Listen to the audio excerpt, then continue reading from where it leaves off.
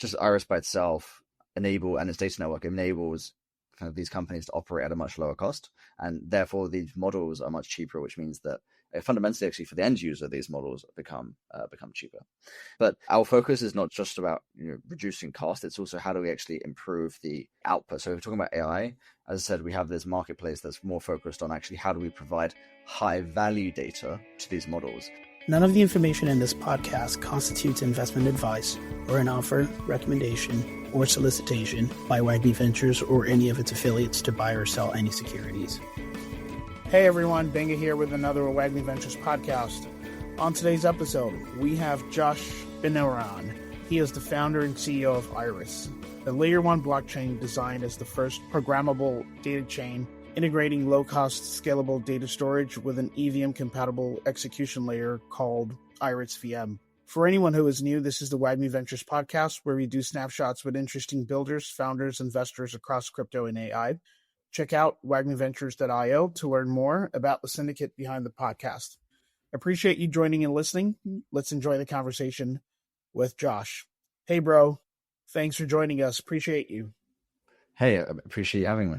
Awesome. I'm just going to go right into it here because you have a really unique background. You dropped out of college to dive headlong into crypto. You're a self-taught developer, really, really bold. Just wanted to know and understand what was the defining moment or insight that convinced you to take such a leap and build Irys and Arweave. Yeah, so the leap for me really, like the actual leap itself, was dropping out of school and deciding to focus on Irys. Although, to be honest, even when I did drop out, I was already spending all of my time on Irys and I was spending none of my time on school. So it wasn't really like a transition. But yeah, I guess to tell like a little bit of the backstory, I started working on Irys in April time 2021. And it was initially an L2 for a blockchain called Arweave. And I started building in that space, mostly because I was interested in it. I was very like the idea of Arweave and permanent storage was something that really interested me. And I wanted to solve one of the key problems, which was in the ecosystem, which was scalability. And so I ended up building this L2 by myself. And when we launched around July, August time, we saw a ton of demand. We went from 0 transactions a day to about 100,000 transactions a day within about a month. And by that time, we were already doing over 90% of the data on Arweave and 90% of the actual like usage on Arweave. Yeah, it was massive kind of hyper growth. And then in November 2021, I ended up deciding to drop out. And the actual like moment for me was I went to Lisbon for Solana breakpoints because I worked very closely with the Solana Labs team. Well, I actually worked closely with Metaplex, which was a spin out from Solana Labs. And I was raising my pre-seed at the time, which was like a $200,000 pre-seed. And it was that moment when I was raising this money that I realized that I was onto something that is actually kind of special and useful. And I was in Lisbon. I'd spent most of my life in the UK. So it was a convergence of all of these different things that made me think that this was the right move to make. So it wasn't really like a big leap for me. It was really just a progression of I built something and it became very useful and people were interested in it. And it was almost the obvious step. There was no other option other than to drop out and do what I'm doing now. I guess in retrospect, it was quite an easy decision for me. Wow, that's pretty bold, like I mentioned earlier. And you've built this really interesting chain here, fully programmable, dual ledger system, a high performance with scalability, a hybrid consensus across POW and POS, which I find pretty interesting. Can you help break down these key features for our listeners? Yeah, so to give the story there is as I said, we started as this L2 and then about over a year ago made the decision to build our own L1 and our own data network. And that L1 is really focused on two things. One is, as I said, building this high performance data network. It is the fastest and cheapest way to store data today. And you can store data both monthly or temporary fashion, but you can also do permanent storage on the chain as well. So we support both.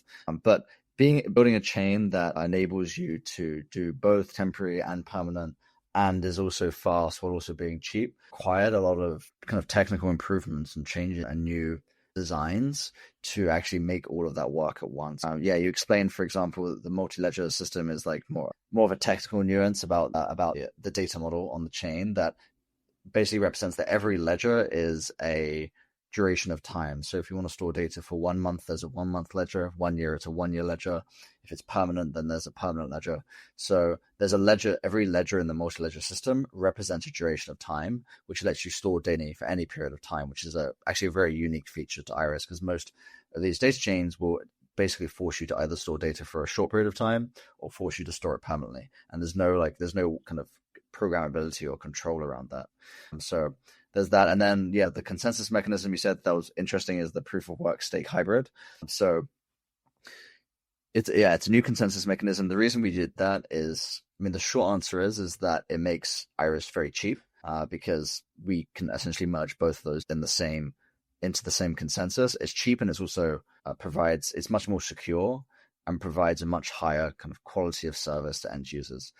And what I mean by that is when you have users that are storing data, they really care that, yes, that it's fast, yes, that it's cheap, but also that the data won't just disappear, an implicit kind of SLA. And that the staking component paired with the proof of work allows for the chain to be very cheap, but also to provide a really strong guarantee to users that the data isn't just going to disappear, which we've seen with other data networks and data chains. I guess those are a couple of them. And then we made a bunch of other, I guess, pretty large technical innovations. We had a new encoding scheme, which I won't jump into, but that makes the reading and writing very fast. Yeah, no, I think one of the other things is you guys have pioneered programmable data chains, turning data into dynamic assets for smart contracts. I think what would be helpful for our listeners would be if you could share a real world example of how this works and could potentially transform industries that we're familiar with, whether it's DeFi or social media or AI. Yeah. So there are two focuses for Irys, right? One is building this high performance data network. The other is we also want to have applications on the chain on our VM as well that pertain to data in some way or improve the data stack in some way. So we have an application right now that's focused on that's basically a data marketplace that lets you monetize data as well. So you can actually have your data and then sell it to different parties, whether it's large AI companies or individuals. To talk about like how does this improve specific areas. So if you look at something like AI, those kind of areas are very data intensive applications, and there's a lot of cost associated with storing, retrieving, and processing data. So just Irys by itself and its data network enables kind of these companies to operate at a much lower cost, and therefore these models are much cheaper, which means that fundamentally actually for the end user these models become cheaper. But our focus is not just about reducing cost, it's also how do we actually improve the output. So if we're talking about AI, as I said, we have this marketplace that's more focused on actually how do we provide high value data to these models. And that's really important because there are really two or three main variables that affect the quality output of a model. One is kind of the amount of compute that goes in, but the other main one is the quality of the data. And if you have lots of very high quality data, then you'll have a very high quality model and high quality output in the back end of that.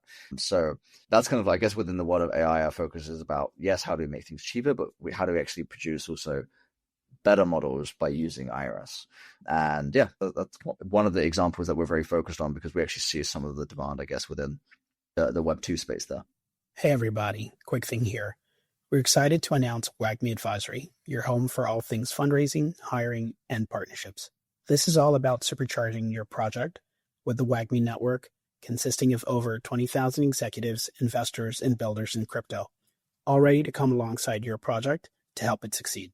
Get in touch at team@wagmiventures.io to learn more and figure out if WAGMI Advisory is the right fit for your project. Let's get back to the show.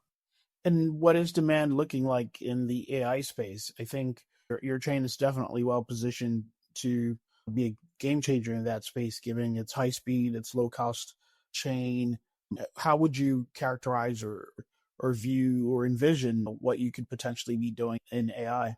Yeah, I guess the best way to measure is how much data do we have and like what are some of the signals there. So we have hundreds of terabytes of data today, and we'll have petabytes onboarding now coming from actually several Web2 companies, or that comes from like several Web2 companies. And we already have seen some of this data being sold to different AI companies, some I can't name, but definitely ones that you've heard of, and selling some of that data to these large AI companies. And the idea is that over time, right now, it's just that the data they're buying lives on Irys. But the next step is actually when they actually are transacting, when they are actually buying, they'll be directly transacting on Irys as an L1. So the actual value flows and the value transfer will exist on Irys. So yeah, we probably have upwards of at least 10 Web2 teams that we interact with. And we've some of that data has been sold to some very large AI companies. We're bound by NDAs, so there's only so much that I can say, but definitely some large AI teams. And then within crypto, we have tens of different teams across ecosystems: Solana, Ethereum, Benaron, Eclipse. Name your ecosystem, we probably have at least one application from that ecosystem that heavily uses us. We have a science application called SciHub, which has 5 million MAU that stores all of its essentially paper data sets on Irys as well. And that's an application that is used by mostly Chinese students who want to have access to basically a global repository, like science students essentially who want to have a global repository for all of the papers when they're doing their dissertations or their research. So yeah, we have a very broad set of use cases. Focus more towards Web 2 just because that is where, in our view, a lot of value lies long term.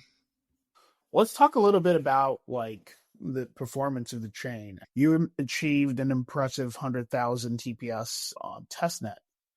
That's going to be like one of the highest or highest I've even come across out there.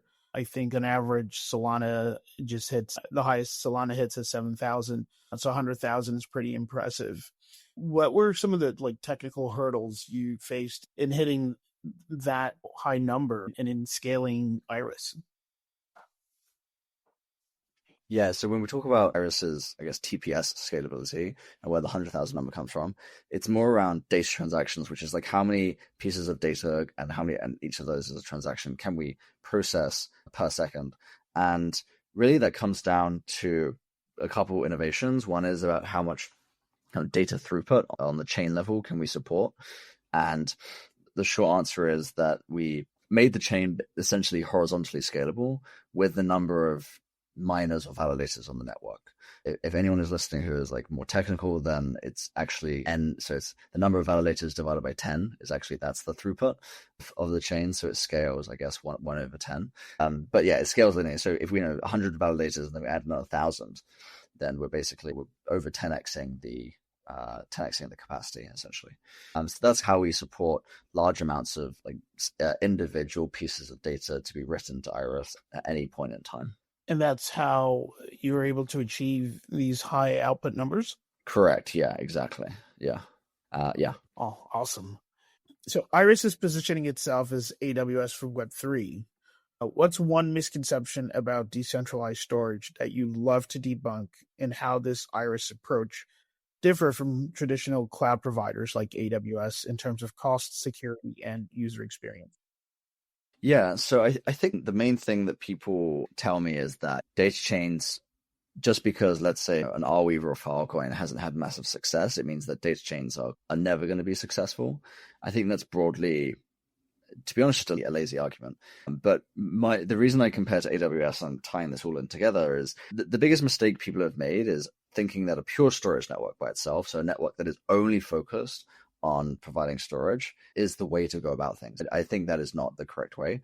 And tying into AWS, the reason people use the centralized equivalent, which is AWS S3, which is their storage service, is not because S3 is some great product. It's because S3 is connected to the 300 other services within the AWS ecosystem. And that's actually where the value lies. So for us, it's very much the same, that we want to not just bootstrap this high performance data network, we want to bootstrap some of the different data utilities that connect to the data in some way. And the marketplace is one example of those utilities that actually creates more value for the data that exist on the chain.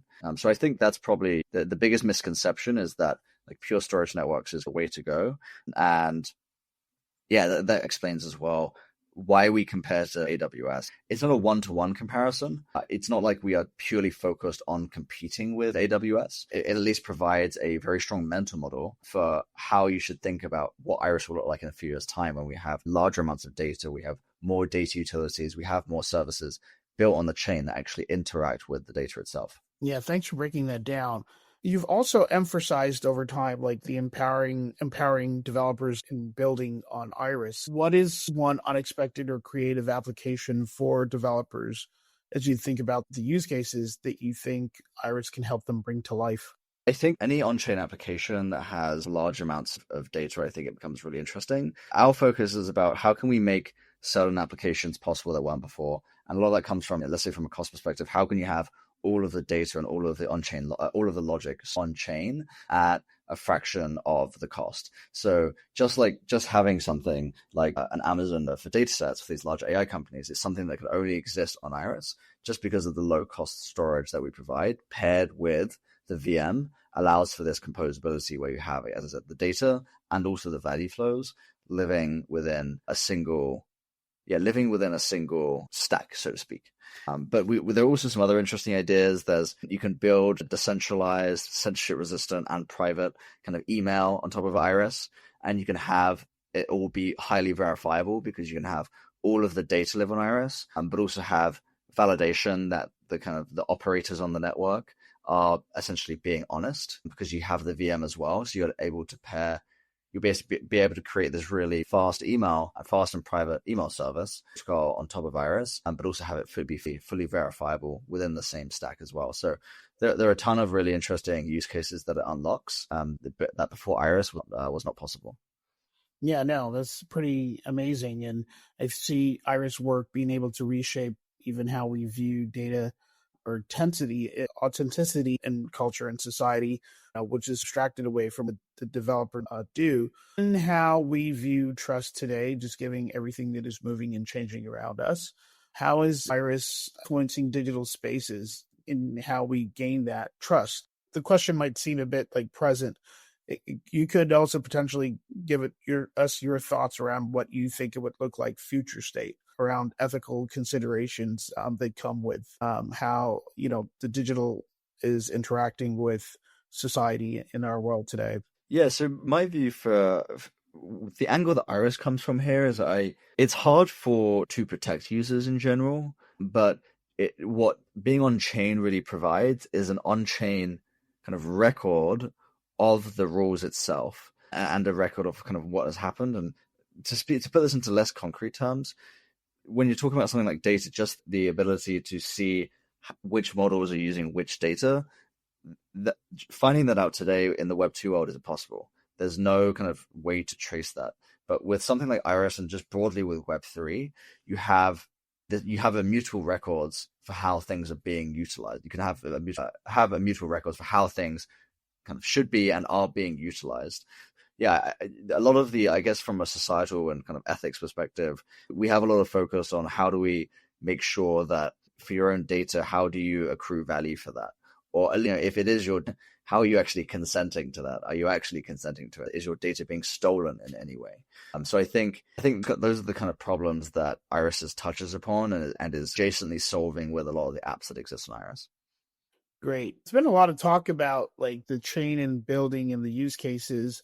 And this is all really, truly fascinating, especially as we live in a world where folks are looking to adopt the blockchain and crypto in many interesting ways. As I look at Irys and what you have built, I also wonder what else you're thinking about, what else in crypto excites you, what else you think would bring meaningful advancement into how we look at the blockchain space. Yeah, I think the big thing that I think about from a data perspective is perhaps ZK as well, and pertaining to perhaps the previous question as well around how can we make a world where privacy can be maintained. Then ZK is definitely a way to enforce that. It's much better than centralized systems today. But as I think about like what am I actually excited for in crypto, I think more generally moving way away from data at this point, one of the things that crypto is great at is the formation of capital. It's capital formation more broadly. And I think we are in some ways going full circle. Where in 2017 it was all ICOs, and now we're kind of getting back to that kind of world where projects are more focused on how do you get community ownership through basically identical, maybe slightly more compliant ICO structures as well. So I'm very interested to see how that goes. I think Hyperliquid is contributing to that. Kobe with Echo, and their new platform Sonar as well, and Legion are all contributing to that. And Irys will also be experimenting with like different ways to get communities involved with the like getting them involved and getting them to win with the project and win with alongside the team as they develop and grow the ecosystem. I'm definitely like very interested to see how that changes. I mean, we obviously also heard about the Pump Fund. This is as of today when it's been recorded. The Pump Fund news leaked about them trying to do a $1 billion raise at a $4 billion via an ICO. So I think, yeah, we're starting to see a lot of very interesting signals around kind of capital formation. And I would just love to see if there's something I could look for in the future for crypto, it would be how are people raising capital and how are tokens being launched in a year's time. Yeah, and that would certainly help bring some sanity back into the industry as we start to mature into more adoption. But this has been wonderful. I really, really appreciate your time here and the insights that you've given us on an Irys, and look forward to having you on again soon. Awesome. I appreciate it. Thank you. Thanks. Hey, everybody. Thanks for listening. If you enjoyed the episode, go ahead and give us a good 5-star rating and subscribe wherever you're getting your podcasts so you can get all the latest conversations from the most interesting founders, builders, and investors from across the world. Thanks so much, and have a good one.